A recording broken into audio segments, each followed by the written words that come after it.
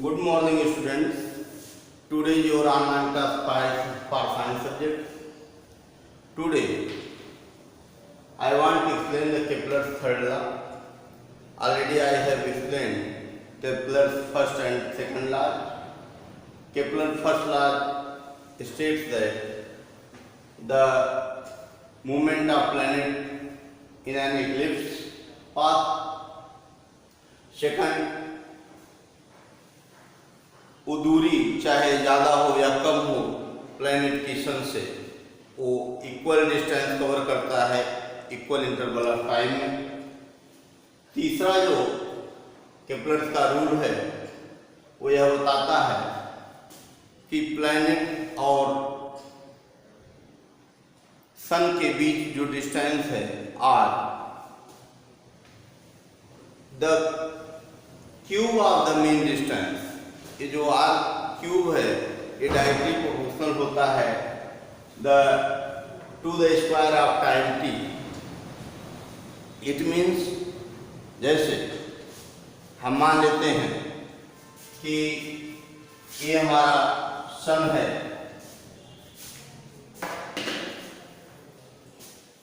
ये सन है और यहाँ कोई प्लैनेट है, इनके और इनके बीच का जो डिस्टेंस है वो आर है और यह एक सर्कुलर पाथ पर मूवमेंट करता है। तो केपलर का थर्ड लॉ यही बताता है, according to this law the cube of the mean distance of a planet, ये R, the cube of mean distance of a planet from the sun is directly proportional to the square of time T to move around the sun. इसको आप express कर सकते हैं R cube means the cube of mean distance, R cube is directly proportional to T square. What is T? The time period of the planet around the sun. अब इसी को हम अगर एक प्रोपोर्शनलिटी साइन हटाते हैं तो क्या हो जाएगा? आर क्यूब इक्वल टू के टी स्क्वायर। के क्या है? केपलर कांस्टेंट है, के को हम अलग कर लें तो ये हो जाएगा R cube upon T square. आप समझ रहे होंगे।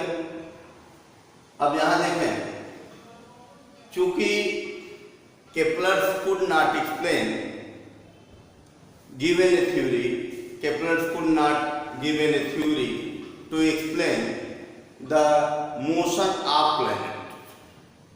केपलर ने ऐसी कोई थ्योरी नहीं दी जिससे यह एक्सप्लेन हो सके कि किस तरीके से ये मोशन होता है, प्लैनेटरी मोशन होता है।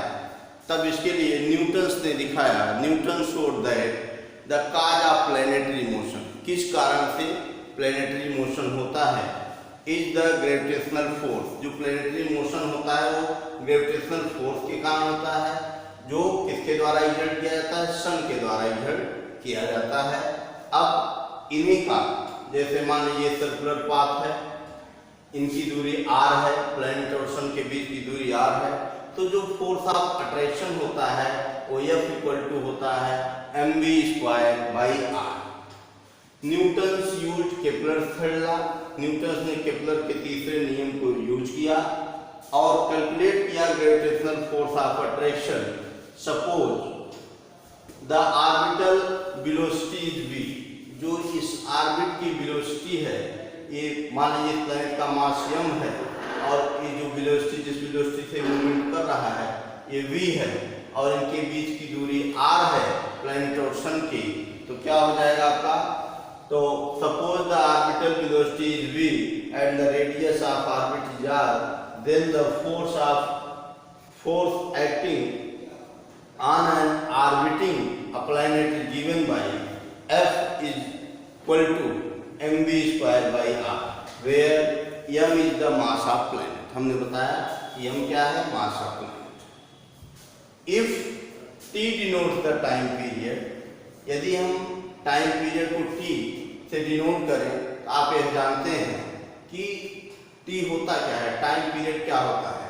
टाइम पीरियड होता है, जो इसकी वेलोसिटी होगी, ये जो पूरा इसका पेरीमीटर होगा 2 पाई आर अपान वी। आप जानते हैं time equal to velocity equal to क्या होता है, स्पीड अपान टाइम होता है।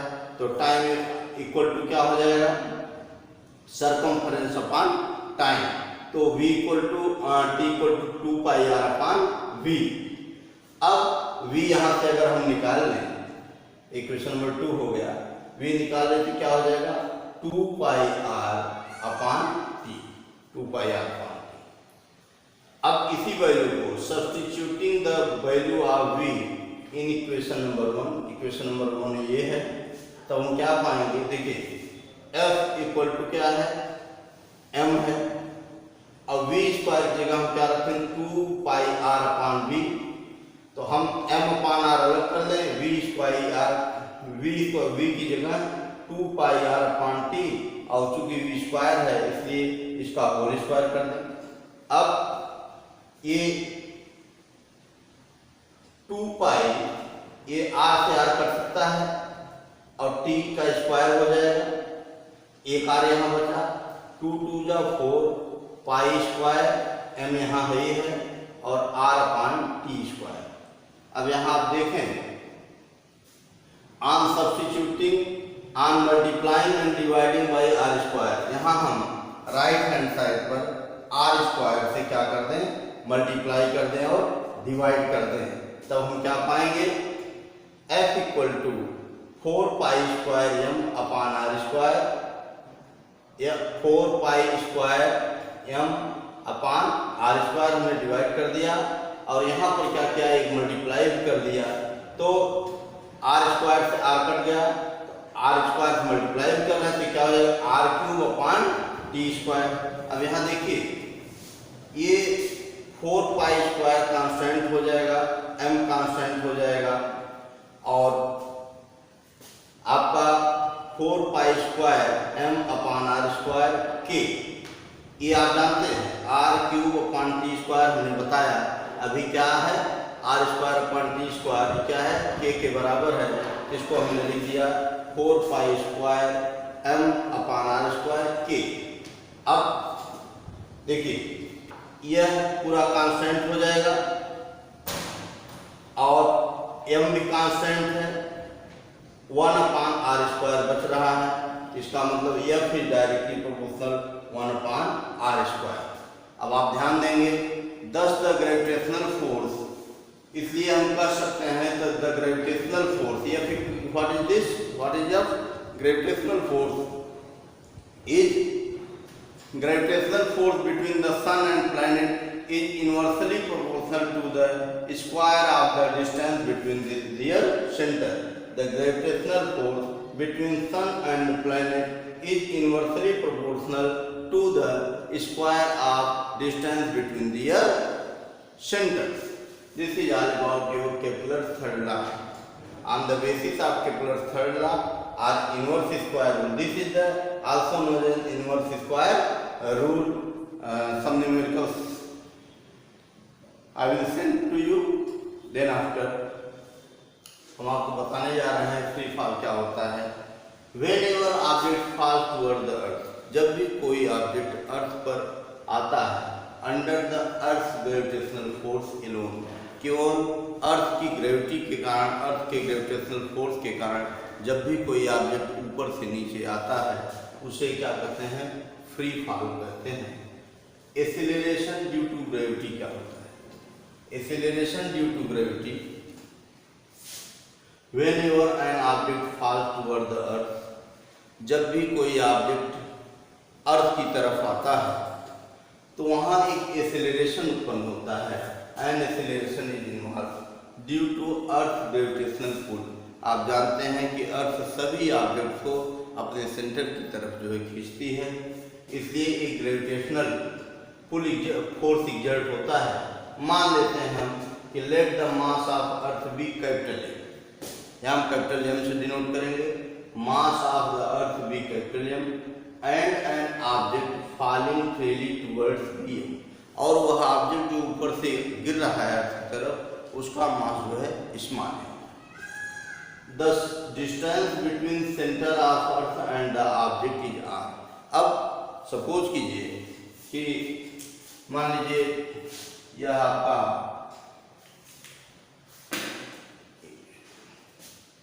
मान लेते हैं हम ये हमारा अर्थ है, ये अर्थ है और यहाँ से कोई ऑब्जेक्ट आ, यहाँ का डिस्टेंस जो है आ, और यह एक ग्रेविटेशनल फोर्स एग्जर्ट करता है, पुल करता है।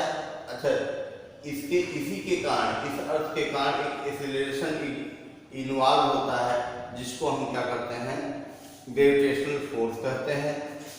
Late the mass of earth be m and object का मास m है और इनके बीच का जो डिस्टेंस है वो कैपिटल R है। From the Newton's law of gravitation हम जानते हैं F is equal to capital G। एमोनियम टू लिखते थे, लेकिन यहाँ दो ऑब्जेक्ट हैं, एक अर्थ है, दूसरा कोई सेलेस्टियल बॉडीज है या कोई ऑब्जेक्ट है। तो अर्थ का जो मास है उसको कैपिटल M से ले रहे हैं और ऑब्जेक्ट का मास स्मॉल m से, और ऑब्जेक्ट और अर्थ के बीच जो डिस्टेंस है उसको कैपिटल R दे रहे हैं। क्योंकि उस डिस्टेंस का पता नहीं है इसलिए जो अर्थ का रेडियस होता है उसको भी ले सकते हैं। आज तो हम ये भी जानते हैं सेकंड लॉ ऑफ मोशन को अगर अप्लाई करें तो F is equal to ma। अब चूंकि कोई ऑब्जेक्ट ऊपर से नीचे आ रहा है इसलिए एक्सेलरेशन एक ही जगह हम क्या ले लेंगे, g ले लेंगे, तो हम लिख सकते हैं F इक्वल टू mg। अब इसी इक्वेशन को F इक्वल टू mg, जो हमने F equal to g capital M small m upon r square लिखा, F की जगह अगर हम mg रख दें क्या हो जाएगा, capital G small capital M small m upon r square. यहाँ m से m कट सकता है तो बचे क्या हमारा, small g equal to capital G capital M upon r square. The SI unit of g equal to metre per second square होती है। अब यहाँ ध्यान देने की बात यह है कि कभी भी स्मॉल g मास पर डिपेंड नहीं करेगा, मास छोटा हो या बड़ा हो उस पर डिपेंड, ऑब्जेक्ट के मास पर डिपेंड नहीं करेगा।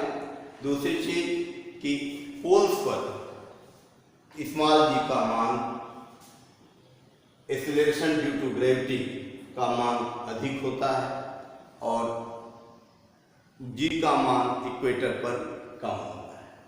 दूसरी चीज, यदि हम ऑब्जेक्ट और अर्थ की दूरी बढ़ाते जाएंगे तो g का मान घटता जाएगा। This is all about your this acceleration due to gravity. अब यहीं से हम अगर स्मॉल g की वैल्यू निकालना चाहें तो आपको पता है कैपिटल G की वैल्यू क्या होती है, 6.67 multiply by 10 power -11 newton metre square per KG square, और मास ऑफ अर्थ क्या होता है 6.4 multiply by mass of earth 6.4 multiply by 10 to power 24 kg upon capital R है, रेडियस ऑफ अर्थ लेते हैं 6.4 multiply by 10 to power 6.4 multiply by 10 to power 6 का whole square, 10 to power 6 का whole square. आप calculate करेंगे तो पाएंगे कि small g equal to 9.8 metre per second square. इसको नॉर्मली हम लोग कभी कभी g equal to 10 metre per second square भी लिख सकते हैं, क्या लिखते हैं न्यूमेरिकल में आसानी के लिए। Now it is over. अब हम आपको कुछ न्यूमेरिकल बताएंगे और जो इक्वेशंस ऑफ मोशंस हैं, जैसे पहला है v equal to u plus at, हम इसको लिख सकते हैं v equal to u plus gt, s equal to ut plus half gt square, v square equal to u square plus 2gh। ये जब ऊपर से नीचे आ रही प्लस लगाएंगे, यही जब नीचे से ऊपर जा रही हो तो हम यहाँ हर जगह साइन क्या करेंगे, v equal to ut minus G T V equal to U plus A T U minus G T S equal to U T minus half G T square V square equal to U square minus 2g। इस तरीके से apply करते हैं, इस पर आप formula